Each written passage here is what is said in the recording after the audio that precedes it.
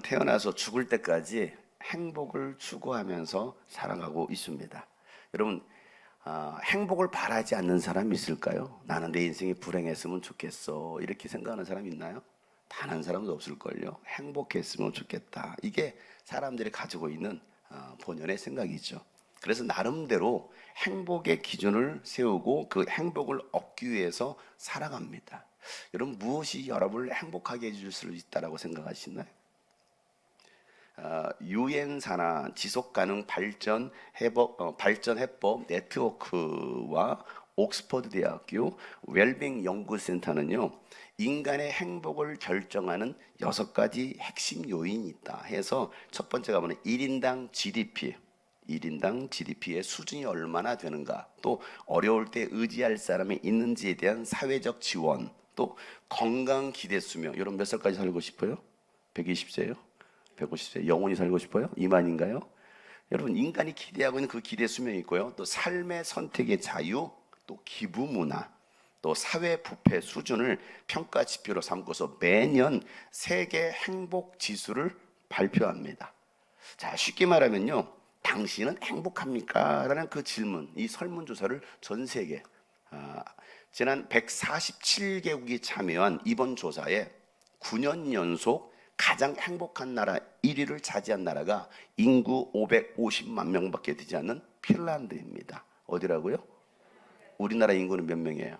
5천만이 넘어가요. 여기는 인구가 550만 명밖에 되지 않아요. 핀란드, 굉장히 추운 나라죠.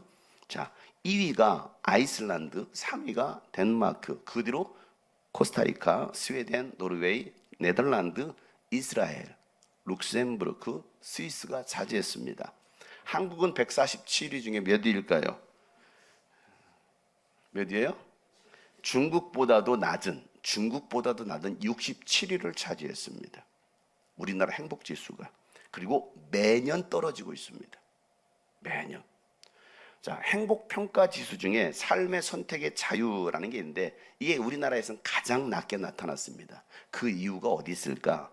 획일화된 성공주의, 또 이 사회적인 압박, 그 압박이 원인이라는 것입니다. 여러분, 획일화된 이 성공의 공식이 무엇일까? 명문대 진학해야 돼, 대기업 취업해야 돼, 유명인이 돼야 돼, 내 집 마련에 성공하는 거, 이게 기준으로 삼더라는 겁니다. 교회 안에서도 보면 명문대 입학을 축복받았다라고 말을 합니다. 대기업에 입사하면 야, 축복받았네 라고 말을 해요. 그럼 여러분, 명문대 입학하지 않으면 저주받았나요? 생각해 보세요. 대기업에 취업하지 않으면 저주받은 것일까요? 이게 축복의 기준으로 교회에서도 이야기하는 데가 많다는 겁니다. 또 한국은요, 비교 문화가 굉장히 강하죠. 외모지상주의, 내가 신현이보다 얼마나 이쁜가? 라는 외모지상주의. 여러분 다 공주파인가요? 외모지상주의, 남들과 자신을 끊임없이 비교합니다. 자, 이 공식에서 벗어나면요, 실패로 여기는 나라, 그런 이 사회적 시선이 있습니다. 그러다 보니까, 야, 엄마 친구 아들은 이러는데 너는 왜 이러니? 엄마 친구 아들, 엄친아. 야, 저 교회는 저러는데 우리 교회는?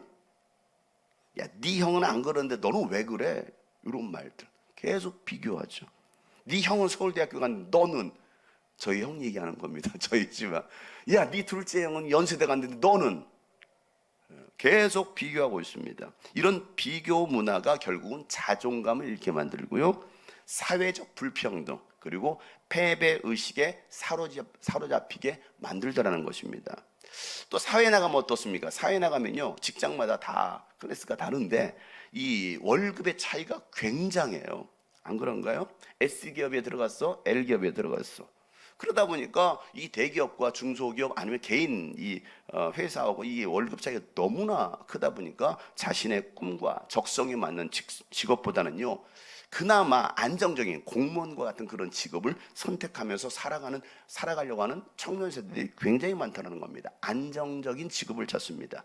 내 적성과는 맞지 않아요. 자녀들은요, 학교 외에 학원, 사교육에 매여 있죠. 그러니까 얼마나 새벽부터 바쁜지 몰라요. 밤 10시, 11시까지. 안양 평촌에 제가 개척을 했는데 거기는 학원가입니다. 여러분 우리나라 대표적인 학원가가 어디 있습니까? 강남 대치동에 있는 학원가. 또 어디 있어요? 목동에 있는 학원가 여러분 유명합니다. 또 어디 있어요? 평촌에 있는 학원가가 굉장히 유명합니다. 자, 그러면 가장 이 학군이 세다고 하는 여러분 강남 대치동에 있는 학원가, 목동에 있는, 목동도 세잖아요. 목동에 있는 학원가, 평촌에 있는 학원가 중에 1년에 매출이 있지 않습니까? 1년 매출 가장 많은 매출을 낸 학원가가 어딜까요? 네? 당연히 강남 대치동일 거라고 생각하죠? 아닙니다. 평촌 학원가가 1위를 차지했습니다. 거기에 개척을 했어요, 제가. 그게 중요한 거예요. 그 학원과 뒤에 식당 골목에 개척을 했다는 게 중요한 거예요. 왜? 학생들이 많으니까 그것도 몰랐어요. 그런데 거기는요, 새벽 예배 끝나고 차량 운행하려고 이러면 5시 50분에 출발하잖아요. 벌써 아이들이 학원 버스를 기다리고 있어요. 그 새벽에. 그리고 10시면요, 문을 닫아버리고, 10시면 원래 학원을 운영을 못하게 돼 있거든요, 법적으로. 10시면 문을 걸어 잠굽니다. 그리고 11시, 12시까지 아이들을 그 안에 붙잡아 둡니다. 밤 10시만 되면요, 학원 차량이요, 그 큰 대로, 거기 한 8차선 되나? 한 8차선 될 겁니다. 그 8차선 대로를 꽉 막아버립니다. 교회차가 나갈 수, 금요철에 끝나고 어느 때는 좀 일찍 끝나가지고 9시 50분에 나가니까 차가 나갈 수가 없어요. 그 정도로 학구열이 센 나라가 우리나라인데 세상을 뒤집지 못하고 있어요. 세상을 뒤집고 오히려 유대인들이 세상을 뒤집고 있습니다. 왜 그럴까? 그러니까 아이들은요, 어려서부터 초등학교 2학년 학교 앞에 전도했더니, 야, 교회 와라. 토요일 날 있고 일요일 날 예배가 있는데 교회 와라. 바빠서 못 간대. 바빠서. 왜 그렇게 바쁜데? 물어봤더니 학원 8개 다녀요. 초등학교 한 4학년 정도 되면요, 학원 11개를 다닌다고 얘기하더라고. 그게 학원, 이 평촌 학원가에 있는 아이들의 모습이었습니다. 그 학원가 출신이 여기 앉아 있어요. 학원가 출신이지만 공부하고는 상관없이.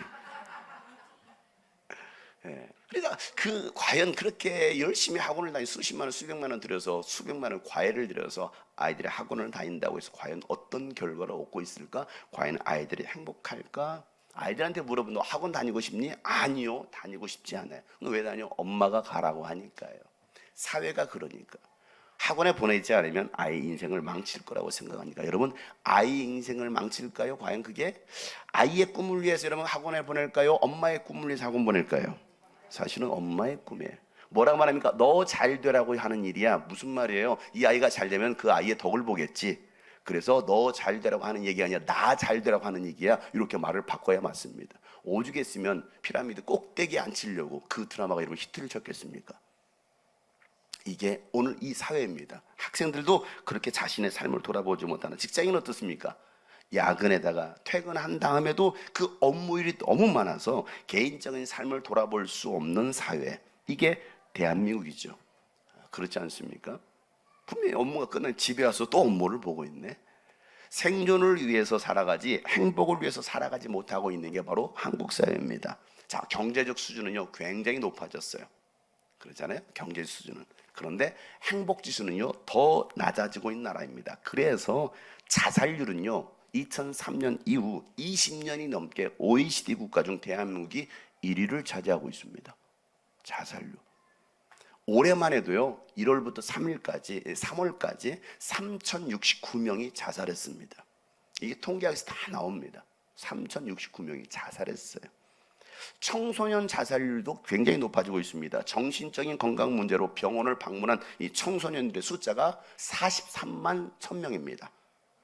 그리고 자살 위험도가 높은 우울증, 불안, 양극성 장애, 조울증이라고 하죠. 조현병, 이거 감당이 안 되는 그런 조현병 치료를 받은 청소년들이 13만 2,000명입니다. 작년 10대 자살자가요 396명이었습니다. 우리나라 참 심각하죠? 전 대통령이 자살하고 또 연예인, 정치인, 대기업 회장이 자살하는 참 이상한 나라가 바로 대한민국이에요. 이렇게 경제 수준이 올라갔는데, 문화적 수준도 올라갔는데, 그런데 왜 그럴까? 행복을 찾지 못했기 때문이라는 겁니다. 여러분, 행복하길 원하시나요? 행복하십니까? 여러분, 무엇이 나를 행복하게 해줄 수 있나요? 과연 돈이 많으면 행복할까? 돈이 진짜 내가 원하는 만큼 돈을 가지면 행복할까? 여러분, 권력을 가지면 여러분 행복할까요? 또 결혼을 하면 행복할까요? 내가 가고 싶은 세계 여러 나라 여행을 하면 여러분 행복할까요? 그 행복이 아니더라는 겁니다. 돈 많은 사람도 자살하고 권력을 가진 사람도 자살하고 명예를 가진 사람도 자살하고 화려한 결혼을 한 이슈가 돼서 방송에 세계적인 결혼식 이런 거 많이 보잖아요. 그런데 1년 만에 이혼하고 또 자살하고 그렇다고 한다면 거기에는 행복이 없다라는 거예요. 근데 사람들은 그게 얼마나 행복할까? 야, 저 잘생긴 저 예쁜 연예인과 살면 얼마나 행복할까? 과연 행복했을까요, 그들이? 여러분, 행복하면 자살할 이유가 없잖아요.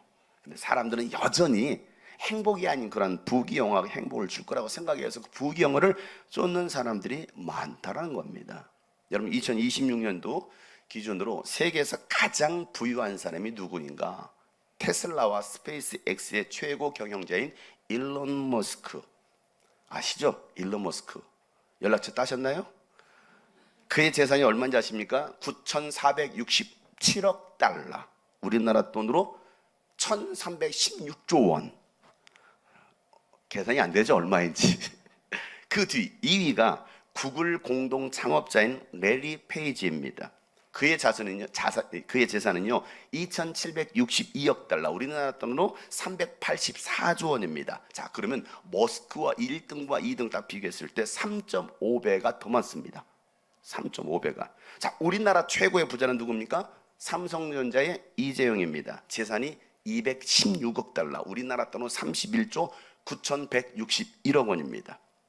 자, 일론 머스크는 약 1,316조 원인데 이재용은요 약 32조 원입니다. 자, 이재용 회장 굉장히 가난하죠?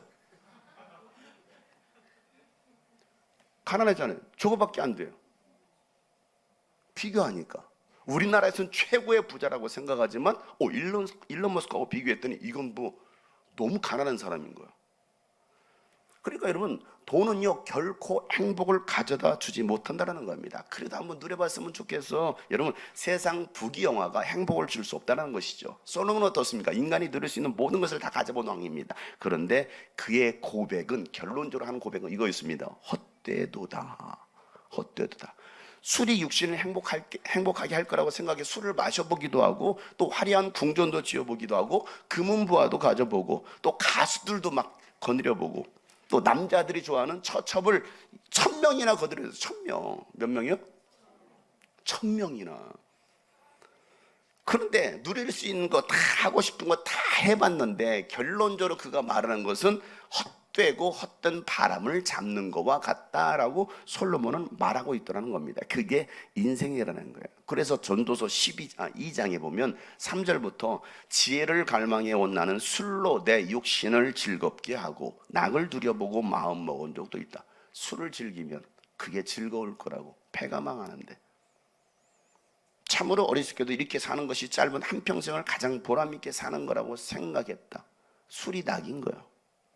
나는 여러 가지 큰 일도 성취해봤다. 궁전도 지어보고 여러 곳에 포도원도 만들어보고 나는 정원과 과수원도 만들어보고 거기에 온갖 과일나무도 심어보았다. 나무들이 자라나는 숲에 물을 데려오고 여러 곳에 저수들을 만들어보고 남녀 종들을 사들이기도 하고 집에서 시종들을 태어나기도 하였다. 나는 또한 지금까지 예루살렘에 살던 어느 누구보다도 일찍이 그렇게 가져본 적이 없을 만큼 많은 소와 양 같은 가축들을 가져보았다. 은과 금, 임금들이 가지고 있던 여러 나라들의 보물도 모아보았고 남녀 가수도 거느려 보았어. BTS가 내 앞에 와서 공연하는 거야. 야, BTS 오라고 해라. 그럼 오는 거야. 오는 거야. 남자들이 좋아하는 처첩도 많이 거느려 봤으니까 1,000명이나 아내를 두었으니 드디어 나는 일찍이 예루살렘에 살던 어느 누구보다 더 큰 세력을 가진 사람이 되었다. 지혜가 늘 내게 돼서 나를 깨우쳐 주었고 원하던 것은 다 얻었다. 누리고 싶은 낙은 무엇이든 삼가지 않았다. 나는 하는 일마다 다 자랑스러웠다. 이것은 내가 수고하여 얻은 나의 목신셈이었다. 그러나 내 손으로 성취한 모든 일과 이루려고 애썼던 나의 모든 수고를 돌이켜보니까 참으로 세상의 모든 것이 뭐하도다? 헛되다. 뭘 잡아요?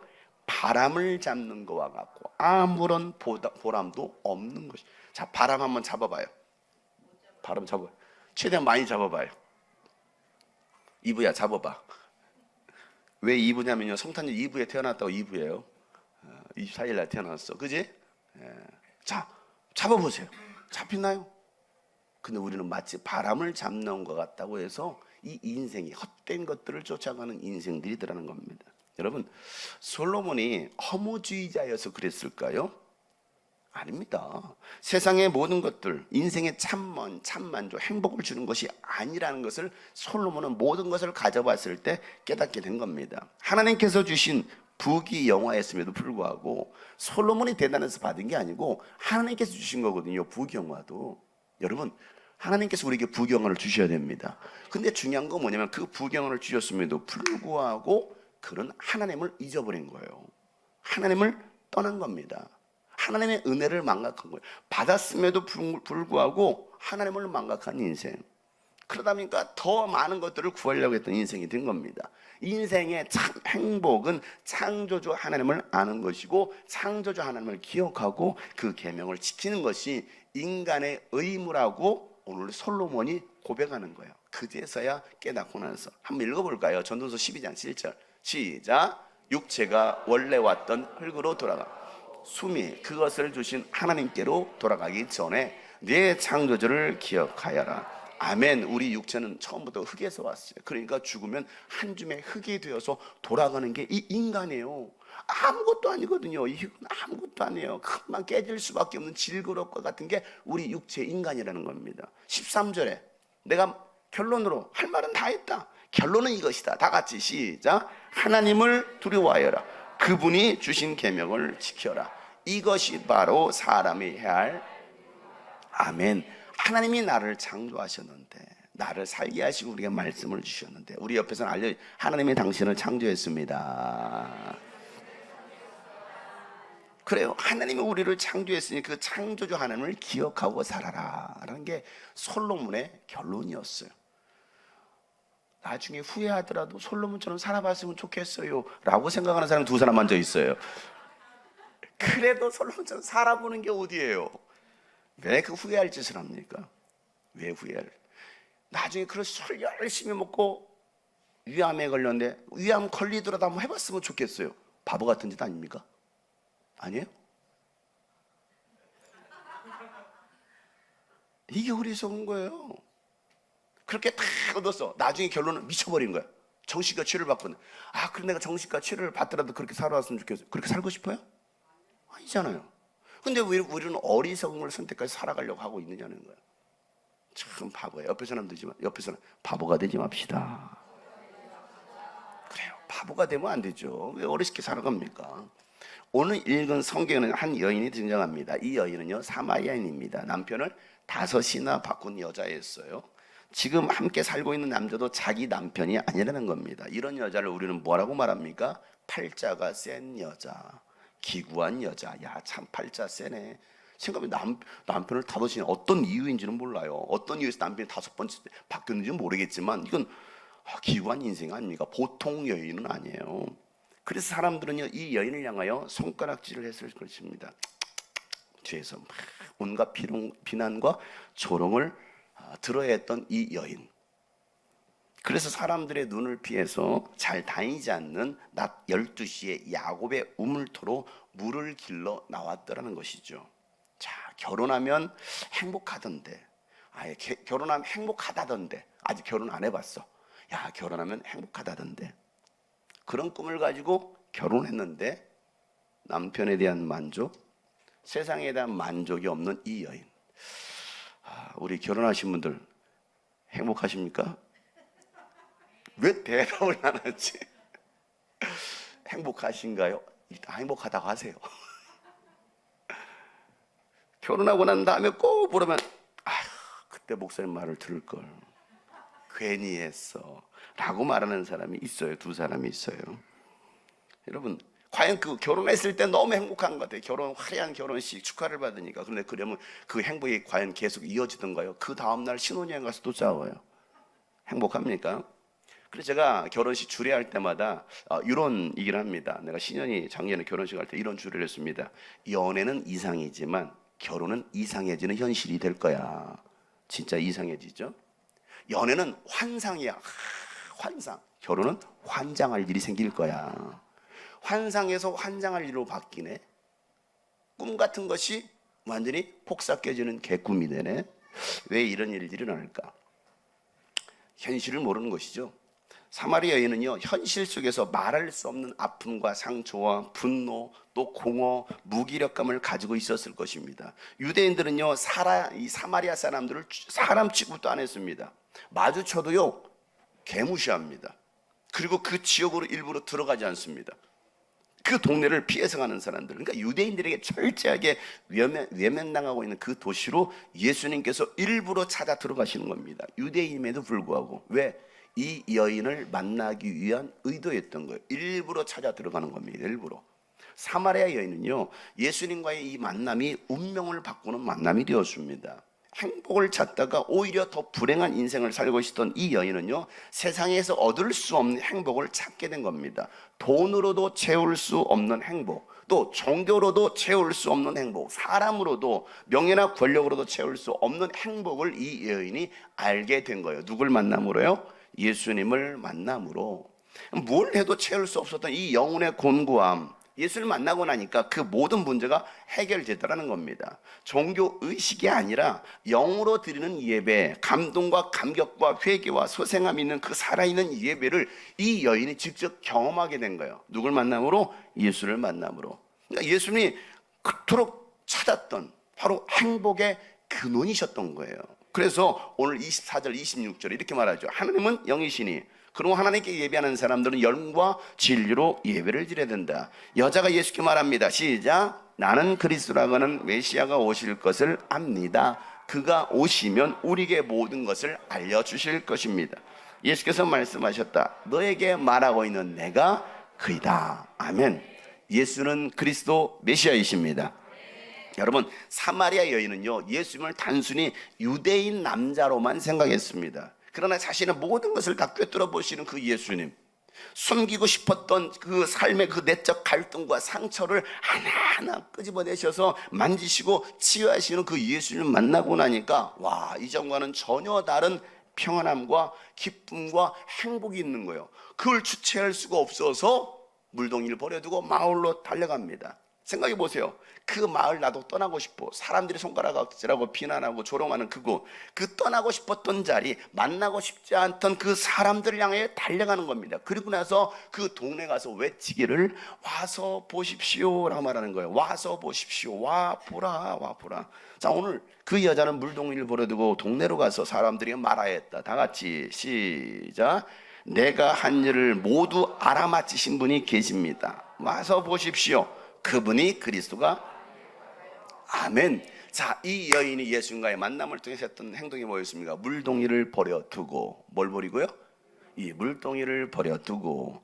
이전에는요, 이 물동이가 굉장히 중요한 도구였습니다. 생계 수단이었을지도 모르겠습니다. 나의 학벌, 스펙, 직업 가득가득 채우려고 했던 이 세상의 것들을 이제는 다 버려두고 동네로 들어갑니다. 물동이보다도 더 중요한 누구를 만났어요? 예수님을 만난 거예요. 행복의 근원 대신 예수를 만난 겁니다. 여러분 중에도요, 예수님을 세계 4대 성인 중에 한 사람 정도로 생각하신 분이 계실지도 모르겠어요. 그냥 인간 아니야? 4대 성인 중에 한 사람 아니야? 여러분, 예수님은요, 인류 역사 속에 오신 살아계신 하나님의 아들이십니다. 하나님께서 인간의 죄와 저주를 대신 담당하시고 인간에게 참 생명과 행복을 주시기 위하여 인간의 모습으로 이 땅에 바로 예수님이 오신 것입니다. 하나님은요, 여러분이 행복하게 살기를 바라시는 거예요. 어떻게 살길 바라요? 행복하게. 전도서 5장 20절에 보면 이렇게 말씀해요. 다 같이 한번 읽어볼까요? 5장 20절 시작. 하나님은 이처럼 사람이 행복하게 살기를 바라시니 덧없는 인생살이에 크게 마음 쓸 일이. 아멘. 여러분, 잠깐 있다가 사라지는 안개와 같은 그 인생살이에 너무 크게 마음을 빼앗기지 말라라는 거예요. 어차피 이 또한 지나가게 될 것인데, 이 세상은 언젠가 다 사라질 것인데, 그러나 천지는 없어져도 영원히 없어지는 하나님의 말씀을 붙드는 사람이 진짜 행복한 사람인 것입니다. 그래서 시편 119편 56절에 보면 이렇게 고백하죠. 다 같이 한번 읽어보겠습니다. 시작. 주님의 법도를 따라서 사는 사람에게 내 행복을 찾습니다. 아멘. 행복이 어디 있느냐? 하나님의 말씀대로 살아가는 사람들에게 행복이 있다. 여러분, 세상 성공을 향하여서 정말 질주했던 앞뒤 보지 않고 막 앞으로만 달려갔던 그 바울이 부활하신 예수를 만나고 나니까 그가 소중하게 여겼던 것들을 이제는 해로운 것으로 여기면서 나는 다 버렸습니다 라고 고백합니다. 빌립보 3장이에요. 빌립보 교회 성도들을 이렇게 편지 씁니다. 나는 내게 이루었던 건 무엇이든지 그리스도 때문에 해로운 것으로 여기게 되었는데 그뿐만 아니라 내 주 예수 그리스도를 아는 뭐가 지식이 가장 고귀함으로 나는 그 밖에 모든 것은 해로 여깁니다. 다 같이 시작. 나는 그리스도 때문에 모든 것을 잃었고 그 모든 것을 오물로 여깁니다. 아멘. 여러분, 예수님을 아는 지식이 세상 그 어떤 철학보다도 어떤 학문보다도 가장 고상한 지식이라고 깨달은 거예요. 바울이요. 그러니까 이 모든 것들을 이제는 배설물로 여기더라는 거예요. 서울대학교 학위가 이게 대단한 고상한 지식이 아니었구나. 그러고 나서 천국 소망, 부활의 능력을 깨닫고 이제는 부활의 소망으로 고난에 동참하는 그리스도인의 삶을 살아내더라는 겁니다. 부활의 표 때 이 천국의 상이 있음을 믿었기 때문에 그는요 고난을 견뎌낼 수 있었던 거예요. 나한테 돌아오는 게 아무것도 없는데 왜 저렇게 고난을 자처하지? 오히려 그는 그 고난이 유익이다 라고 말합니다. 고난이 뭐예요? 유익이다. 복음 때문에 매를 맞고 또 상처를 입어도 가난해지고 내가 가난할 이유가 없어. 그러나 복음 때문에 가난을 택하는, 핍박을 받아도 바울 안에 있는 이 행복을요 빼앗을 수 없었던 거예요. 바울을 위해서 영원한 천국이 준비되어 있었기 때문입니다. 여러분 어릴 적 소풍 갈 때 한번 생각해 보세요. 소풍 가기 전날 여러분의 마음은 어땠나요? 잠이 오지 않을 정도로 막 이러면 설레이지 않았나요? 저만 그랬어요? 막 가방도 막 간식도 챙기고 막 빨리 내려왔으면 하면서 뭐합니까? 눕지만 잠이 안 와. 설레가지고. 왜? 너무 행복한 거예요. 내일 드디어 소풍 가는 거야. 내일 비 오면 돼, 안 돼? 근데 꼭 그 다음날 비가 오네. 그래서 뭐예요? 소사 아저씨가 또 용을 잡았대.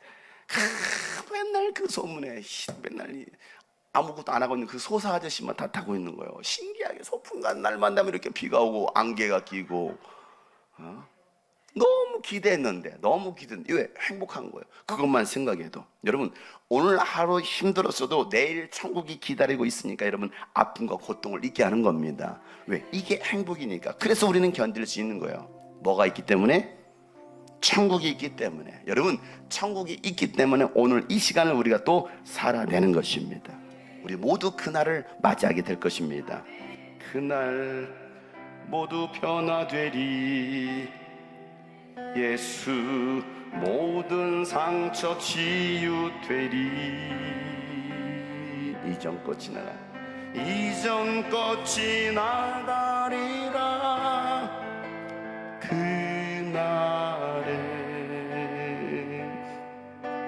그날 모두 알게 되리. 예수 모든 답을 얻게 되리. 모든 걱정 사라지리. 모든 걱정 사라지리.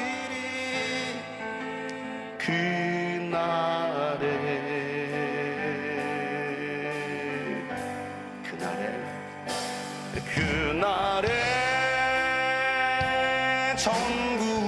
천국에서 영원한 기쁨 주와 나누리. 주의 얼굴 뵐 때 승리의 노래 부르리. 그날에 천국에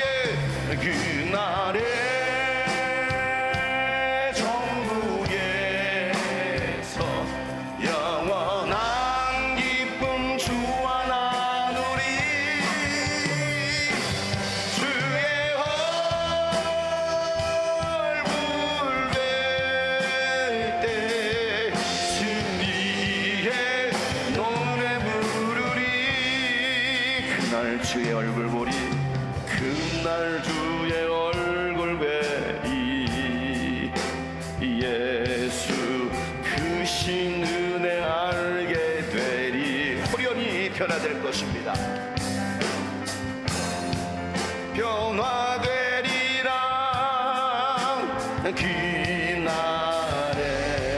그날 자유케 되리라. 그날 자유케 되리라.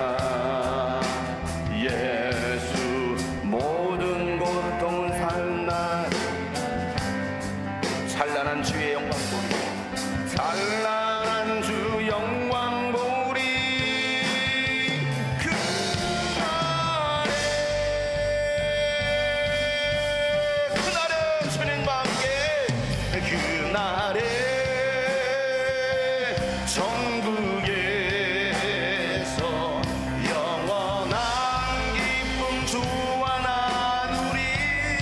주님의 얼굴 뵐 때 주의 얼굴 뵐 때 승리의 노래 그날을 사모합시다. 그날에 천국에서 영원한 기쁨 주와 나누리. 주의 얼굴 뵐때 승리의 다시 한번 천국을 소망하여 그날에 여러분을 위하여 천국이 예비되어 있습니다. 영원한 기쁨 주와 나누리. 주의 얼굴 뵐 때 승리의 노래 부르리. 승리의 노래 부르리. 승리의 노래 부르리. 승리의 노래 부르리.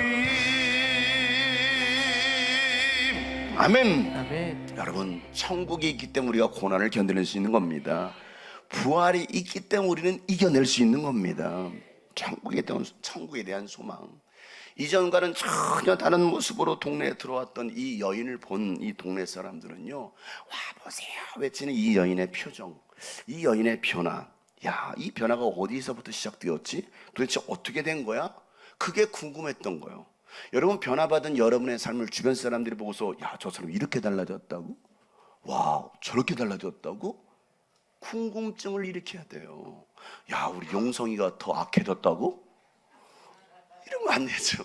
교회 가더니 애가 더 망가졌어가 아니라 야, 어떻게 저렇게 달라졌지? 그래서 궁금해서요, 야, 이 여인이 말한 그 그리스도에게로 나아갑니다.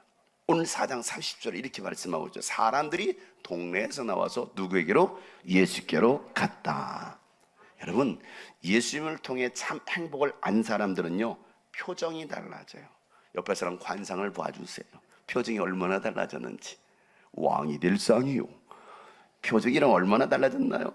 표정이 달라진다니까요. 슬픔 가득한 표정이 기쁨 가득한 표정으로 달라지고, 여러분, 절망 가득, 늘 수심이 가득했던 그 표정이 희망찬 표정으로 달라지는 겁니다. 예수 만나고 나니까, 예수 믿고 나니까 표정이 달라져요. 제가 우리 어린이들과 함께 예배할 때 어린이 찬양 중에 이런 찬양이 있어요.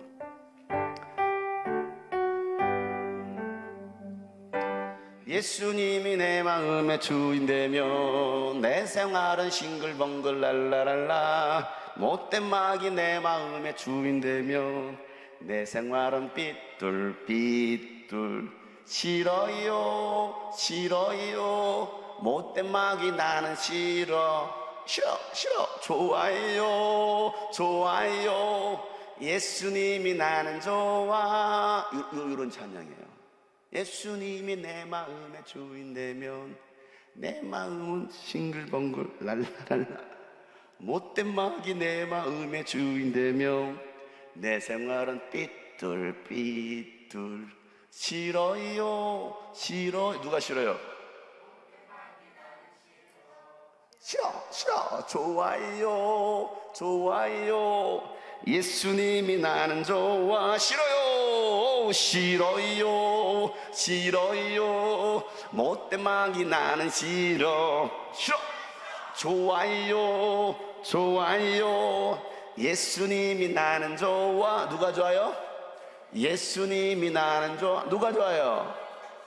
예수님이 나는 좋아. 아멘. 내 마음에 예수님이 주인 된다면 내 생활은 그냥 싱글벙글. 옆에 사람 봐요. 싱글벙글인지 방글방글인지 아니면 울퉁불퉁인지 한번 관상 좀 봐줘봐요. 관상 좀 봐줘봐. 아, 예수님 만나고라니까 너무 행복하고 즐거운 거지. 항상 저한테 야, 너는 뭐가 그렇게 좋아서 맨날 희죽희죽 웃고 다니냐?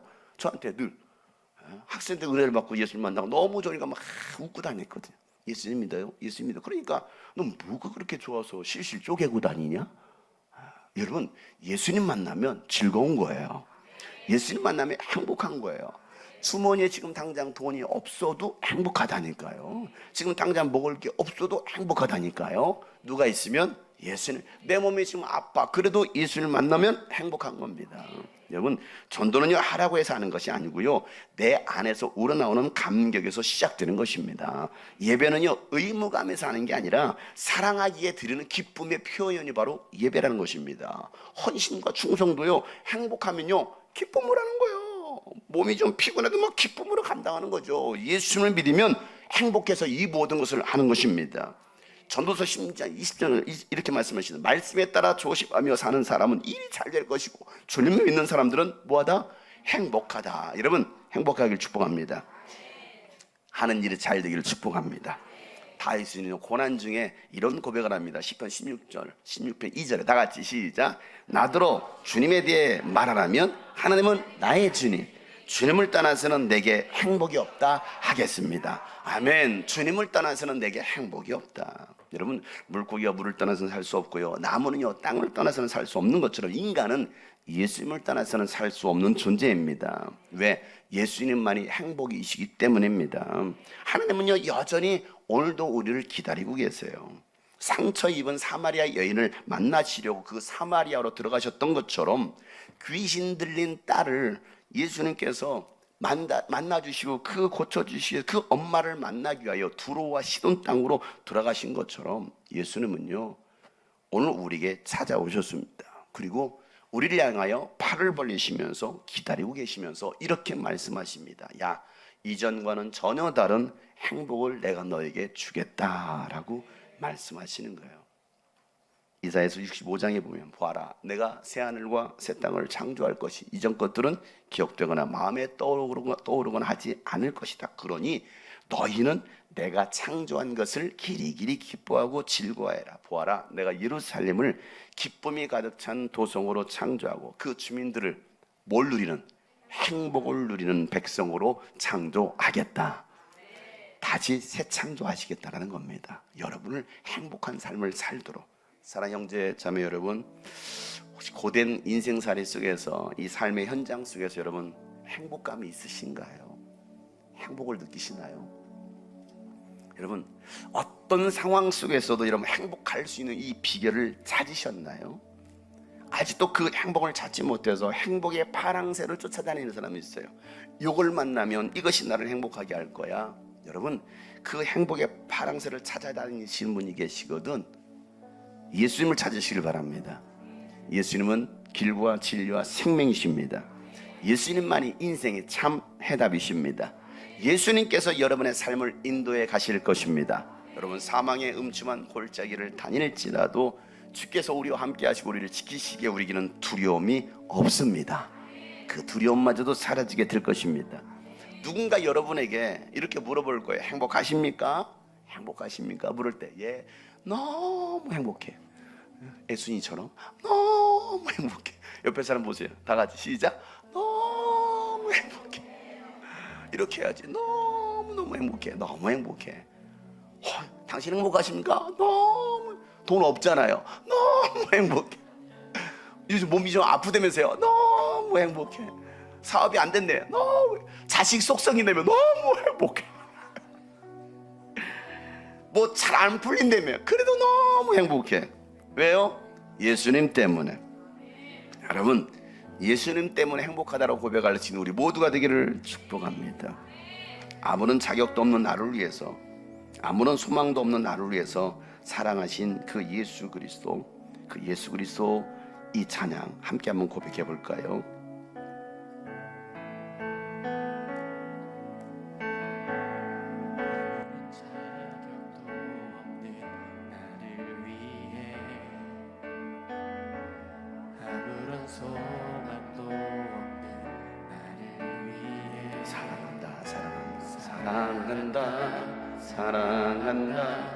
사랑한다 말하시네. 이 낮은 나 위에 아무런 자격도 없는 나를 위해,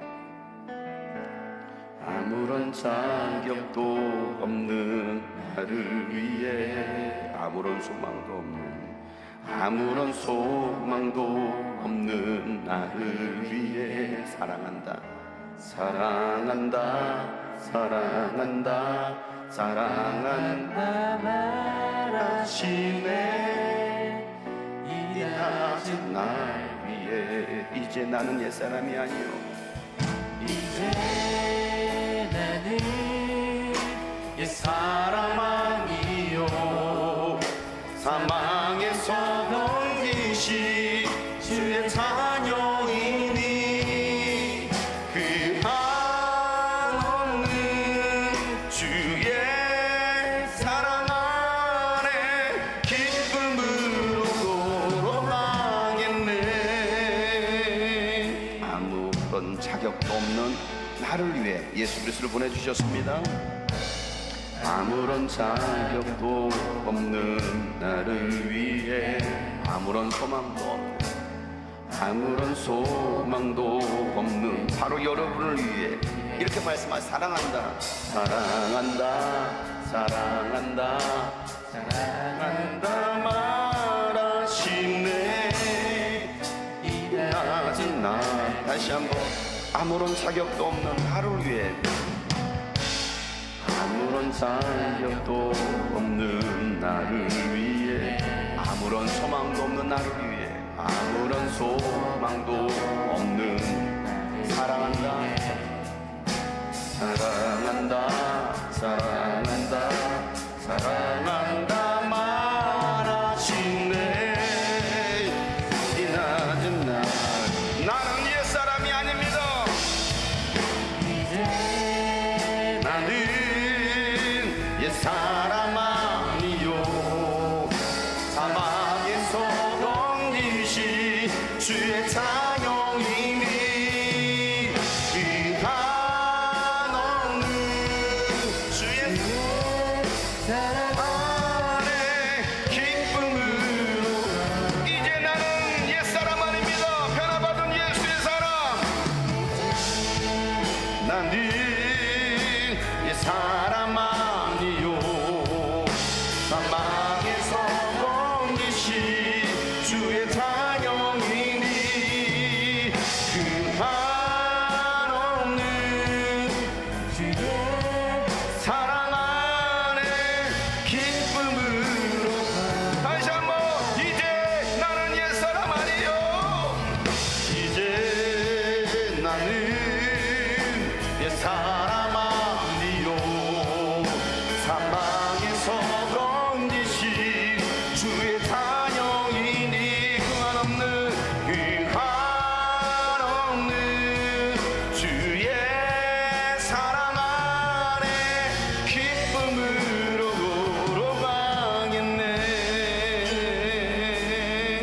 이제 나는 옛사람 아니요 사망에서 건지신 주의 자녀이니 그 한없는 주의 사랑 안에 기쁨으로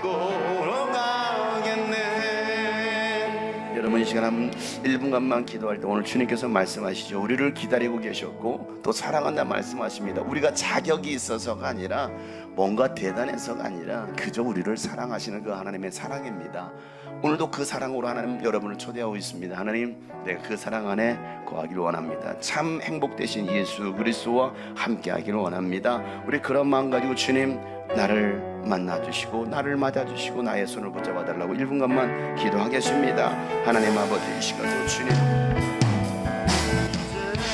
이제 나는 옛사람 아니요 사망에서 건지신 주의 자녀이니 그 한없는 주의 사랑 안에 기쁨으로 걸어가겠네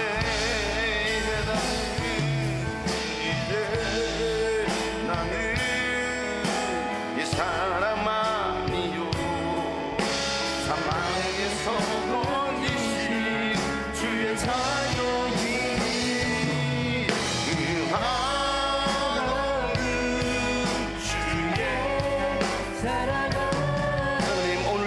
사랑 안에 가는 우리 모두가 되기를 소망하오니 주님 저를 붙들어 주시옵소서. 이제 나는 이 사람 아니요 사망에서 건지시 주의 자녀이니 그 한없는 주의 사랑 안에 기쁨으로 돌아가겠네. 아무런 자격도 없는 나를 위해 아무런 소망도 없는 너를 위해 아무런 소망도 없는 너를 위해 주님 말씀하십니다. 사랑한다 사랑한다 사랑한다 그러시네 이낮. 자, 우리 옆에 사람 보면서 아무런 자격도 없는 너를 위해 축복할까요?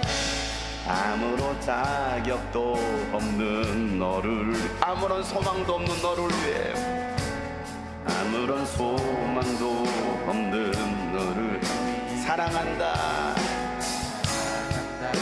사랑한다 사랑한다 말하시네. 이 낮은 날 우리 함께 고백합니다. 이제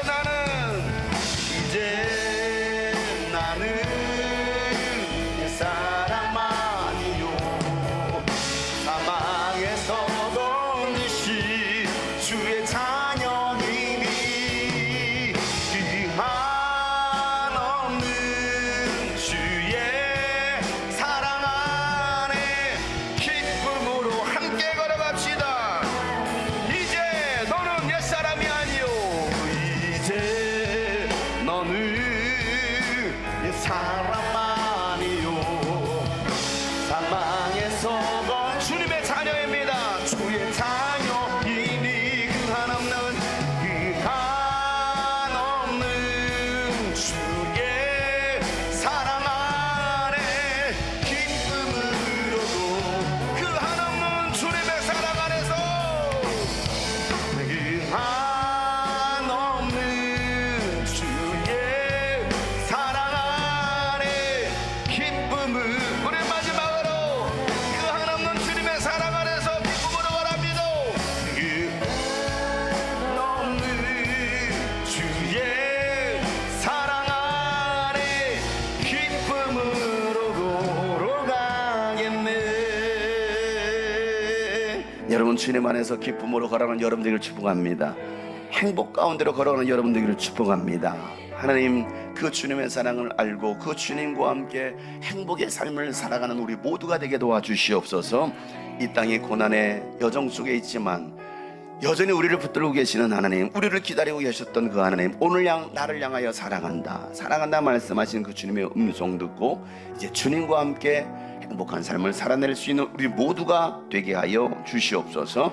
이제는 우리 구주 예수 그리스도의 은혜와 하나님 아버지의 놀랍고도 지극하신 사랑과 성령님의 감화와 감동교통 충만하심이 오늘 말씀 붙들고 돌아가는 모든 하나님의 사람들 머리 위에 이제부터 영원토록 함께 하시기를 간절히 축복하며 기도하옵나이다. 아멘.